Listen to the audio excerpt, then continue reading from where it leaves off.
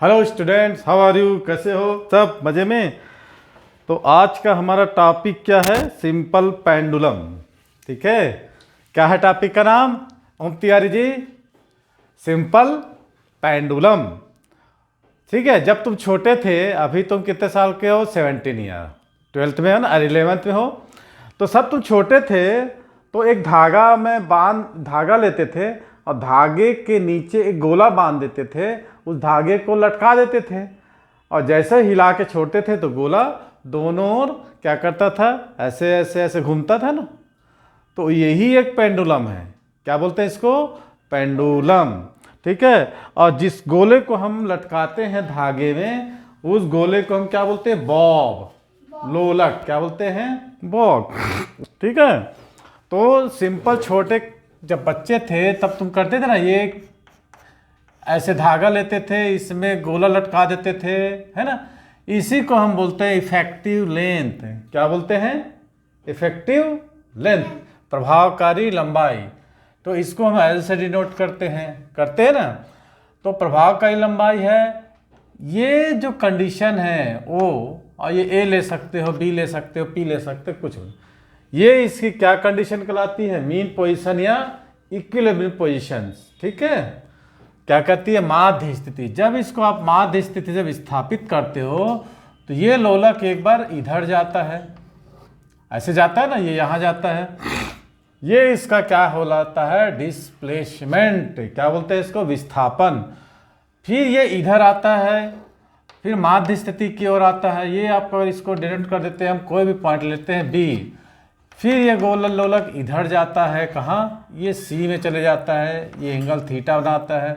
ठीक है, तो इसी को आज हमको डिटेल्स में पढ़ना है कि ये लोलक जो है अपनी माध्य स्थिति की ओर क्यों आता है। ठीक है, माध्य स्थिति में रुकता क्यों नहीं, दूसरी ओर क्यों चले जाता है। ठीक, तो इसी पर आज चर्चा करेंगे। Welcome to my YouTube channel. My name is Rajkumar Tiwari और आज का टॉपिक हमारा है गोलक, सरल लोलक, और चैप्टर का नाम है ऑक्सीलेशंस। क्या है चैप्टर का नाम? ऑक्सीलेशन। वेरी गुड, अने अच्छा पढ़ के आए हो आज? हाँ चलो पढ़िए, लिखते चलिए। तो चैप्टर का नाम है ऑक्सीलेशन और टॉपिक हमारा सिंपल पेंडुलम। ठीक, तो ये थोड़ा सा मैंने जानकारी दिया जो आप लोगों को बार बार मैं यूज़ करता। डस्टर इधर दे दीजिए, तो मिटाने का काम आ जाएगा। यस, आप लिखते चलिए जो जो बोल रहा हूँ मैं। ठीक है, तो आप लोग को इंग्लिश में लिखना है और हिंदी मीडियम के दोनों ही स्टूडेंट आप यहाँ बैठे हो, तो आपको कैसे लिखना है? ठीक है, ओम तिवारी आप इंग्लिश मीडियम के हैं, तो एक simple pendulum is the most common experience of the bodies executing simple harmonic motion.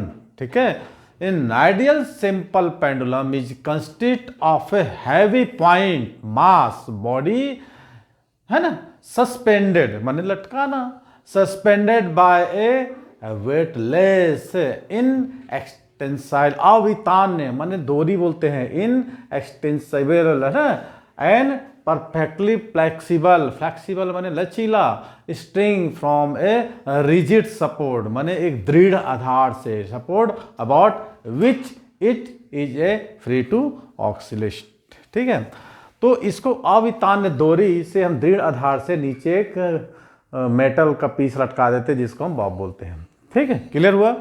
अब हिंदी मीडियम के स्टूडेंट्स को आपको ऐसे लिख सकते हो, किसी पदार्थ के बिंदु आकार के, किसी पदार्थ के बिंदु आकार के भारी कण को एक भारहीन अवितान्य, अवितान्य मतलब क्या होता है? इंग्लिश मीडियम को जब बताए थे हम लोग को, अवितान्य जो लंबाई में नहीं बढ़ता हो, जैसे घोड़े की पूंछ का बाल।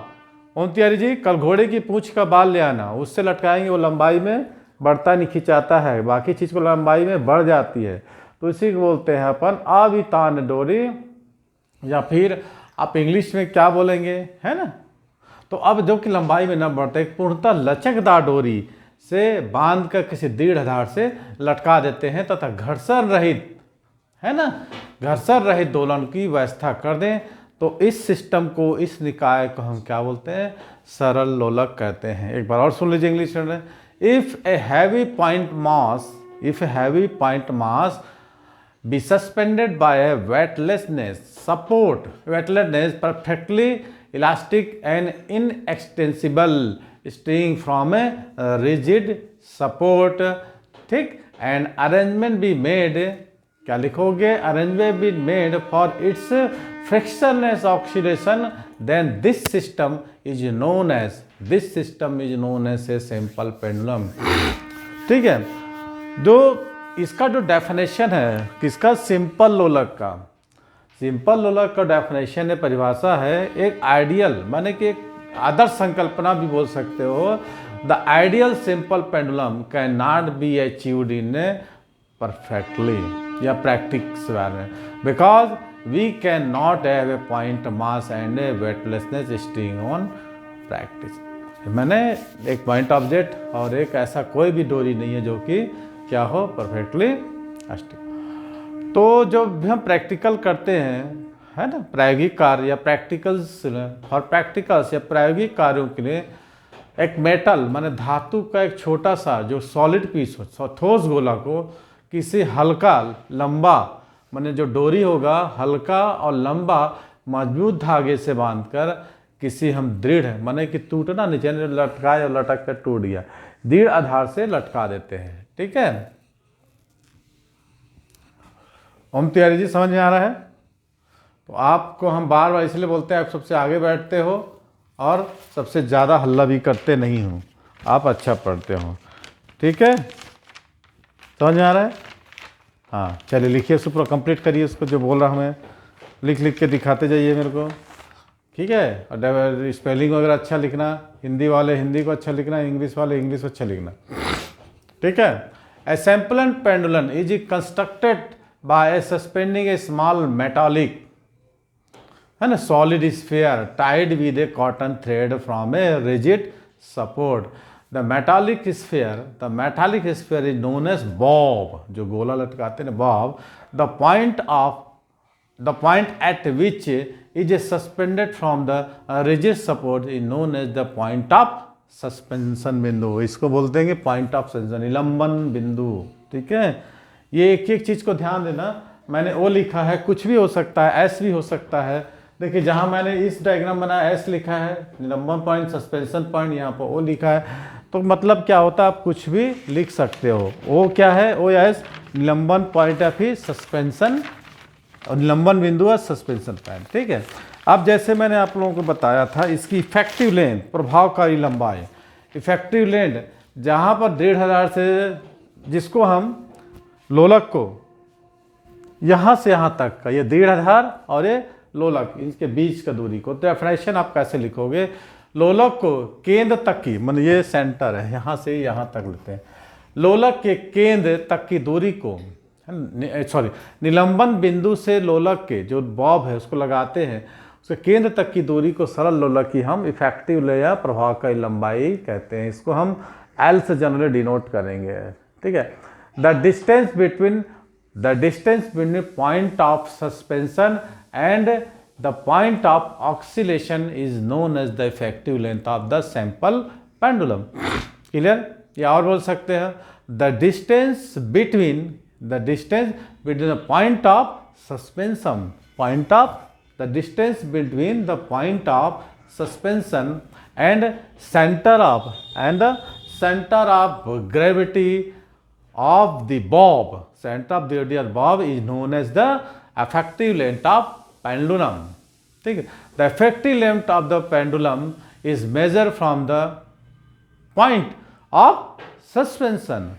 The effective length of the bob is measured by the point of suspension to the center of gravity. Okay, because its center of gravity lies at its center. Clear?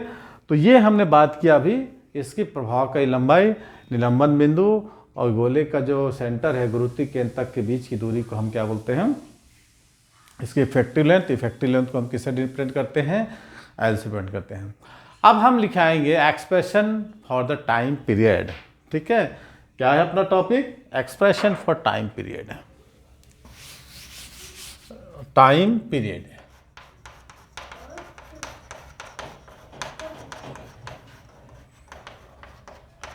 हम तैयारी, टाइम पीरियड किससे represent करेंगे, T, किससे, T. Good. अब हम समझ लो, मान लेते हैं M. What is M? M is the mass of bob. M क्या है? जो छोटा सा गोला है, ये छोटा सा गोला जो लिए है ना, ये देखो, ये छोटा सा गोला है, इसका मास लेते हैं, मास ऑफ द बॉब। और L is the length of the sample pendulum and ठीक है, यहां से यहां तक का डिस्टेंस एल ले लेते हैं। ओके, कोई डाउट? नहीं? चलिए, ओपी का when the bob is displace to position A या पी, कुछ भी ले सकते हो।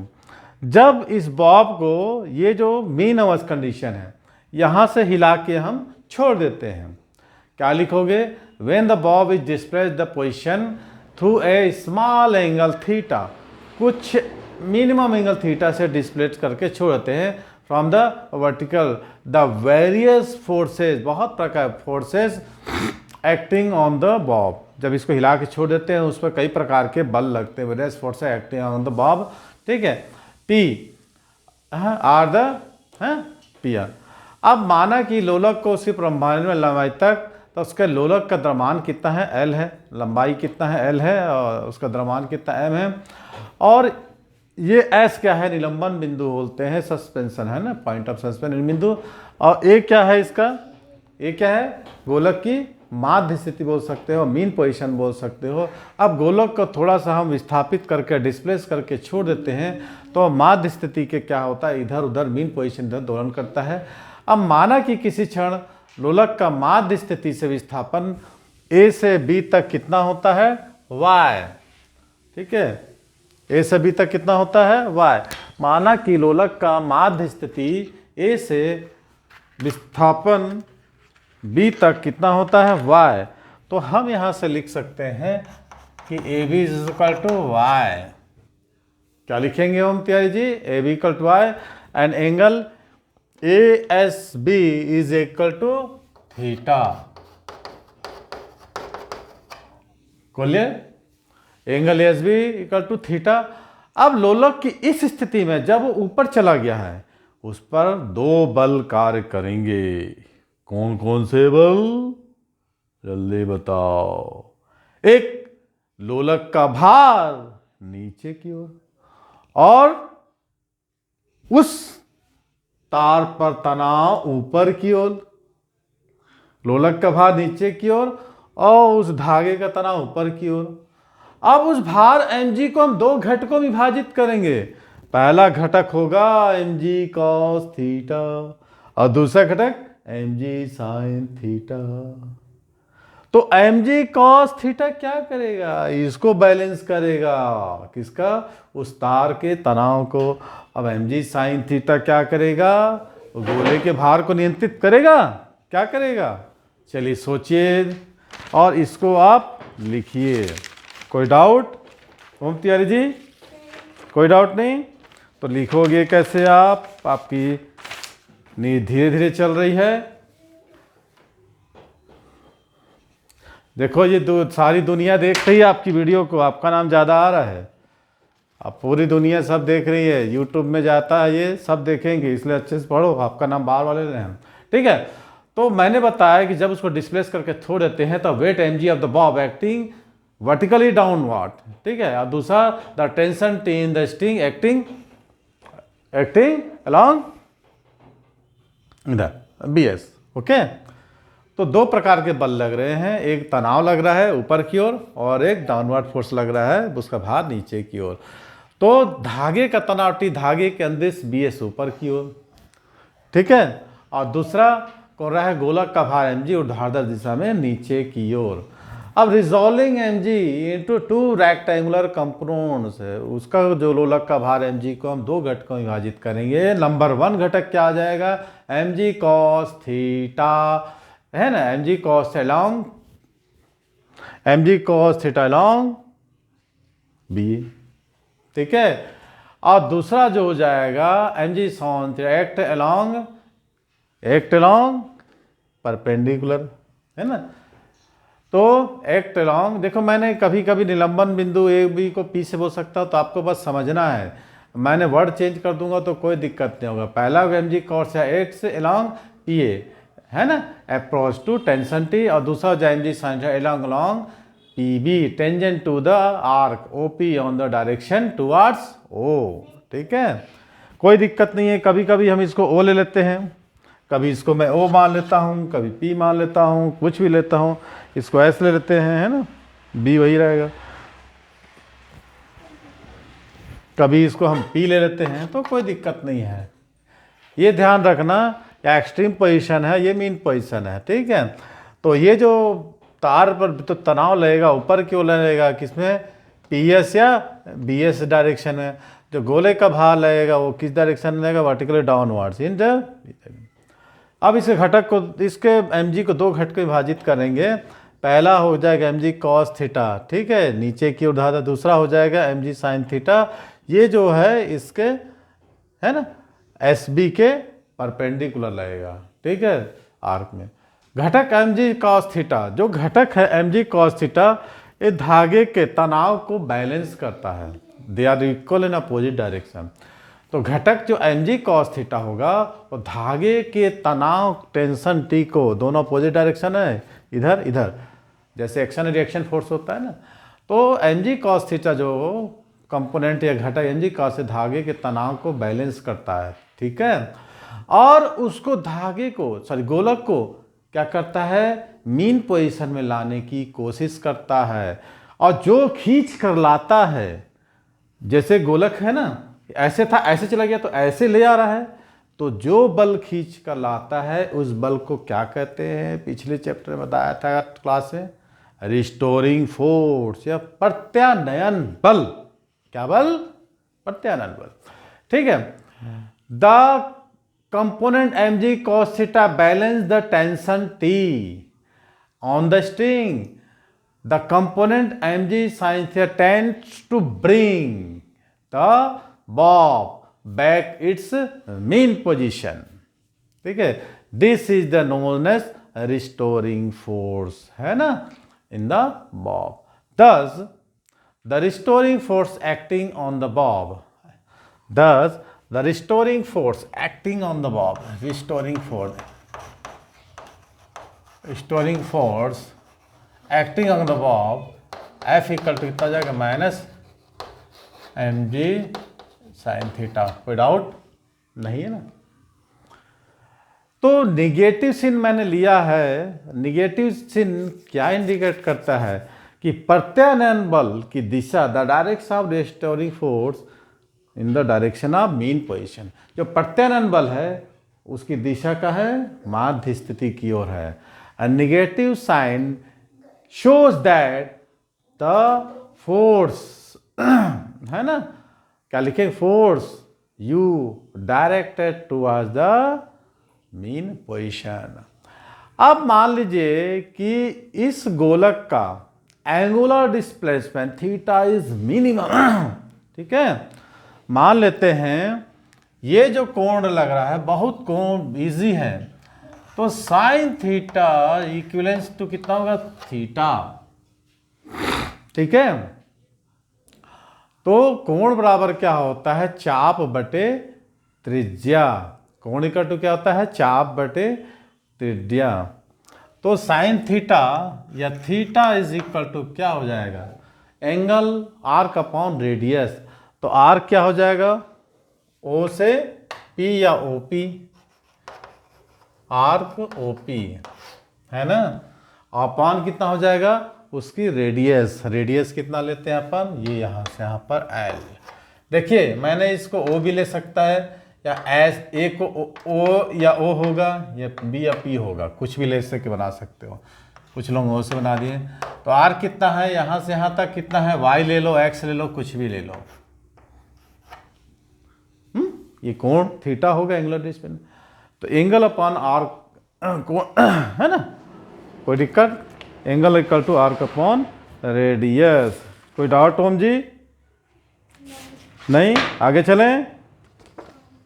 ठीक है, तो ये जो मैंने निकाला था F equal to minus M G cos, है ना, एफ इक्वल टू क्या निकाला था, minus M G sine theta. तो हमारा कितना हो जाएगा जब एंगल डिस्प्लेसमेंट। ये डायग्राम है, देखिए ये डायग्राम को अच्छे से देख लीजिए, क्योंकि बोर्ड में लिखा करके मैं नहीं बताया है। ठीक है, एंगल मीन पोजीशन है, डिस्प्लेस हो रहा है, इसमें दो घटक mg को डिवाइड कर रहे हैं, पहले mg cos थीटा, ये किसके बैलेंस कर रहा है, धागे के तनाव को, दूसरा क्या है mg sin थीटा, ये गोले के भार को क्या कर रहा है, व्यक्त कर रहा है। ठीक है, जो प्रत्यानल बल को, प्रत्यानल बल क्या करता है, उसकी दिशा माध्य स्थिति की ओर होती है, उसको मीन पोजीशन में लाने की कोशिश कर रहा है। ठीक है, तो ये F क्या हो जाएगा, F equal to minus mg theta, तो F इक्वल टू रख देंगे माइनस mg और थीटा की जगह y/l। इजी है ना। वो इक्वेशन, ये इक्वेशन से हमको क्या मिलता है, F is the directive position to y, है ना, F is the directive position to y, तो restoring force is the directive position to the क्या हो जाएगा उसका डिस्प्लेसमेंट, है ना, and F is the directed towards mean position O। If the bob is left there, if the bob is left there, it will start executing simple harmonic motion with O या फिर A। छोड़ देंगे यहाँ से तो ये क्या करेगा, सिंपल हार्मोनिक मोशन करेगा। ठीक है, restoring force F equal to कितना हो जाएगा, अब रिस्टोरिंग फोर्स क्या होता है, F equal to minus KY। चलिए दोनों को बराबर करते हैं, और बराबर करने के बाद आप लोगों को निकालना है K की वैल्यू। ठीक है, दोनों बराबर करें, इक्वेशन फर्स्ट एंड सेकंड से जब बराबर होगा mgy/l इक्वल टू KY, कुछ कट गया, ये कट गया, ये कट गया, तो क्या बचा mg/l इक्वल टू K।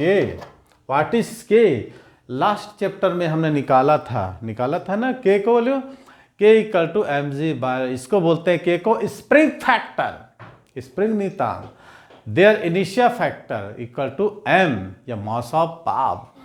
जो इनर्शिया फैक्टर हमने निकाला था वो मास ऑफ बॉब होगा। फार्मूला हमने निकाला था T इज इक्वल टू 2 पिछले वीडियो में आप लोग ध्यान दे देखना, क्या निकाले थे, इनर्शिया फैक्टर, है ना, क्या निकाले थे, इनर्शिया फैक्टर और स्प्रिंग फैक्टर।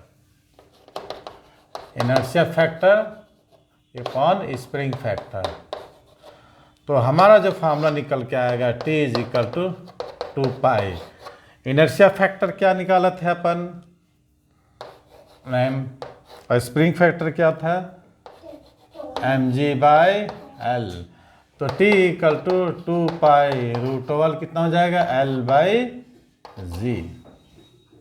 ठीक है, ये निकल गया, है ना, कोई डाउट यहाँ तक, ये हमको निकल गया टाइम पीरियड का फ्रीक्वेंसी, उसका उल्टा करके हम निकाल लेंगे, न्यू इक्वल टू 1/t, तो फ्रीक्वेंसी हो जाएगा 1/2, है ना, उल्टा हो जाएगा।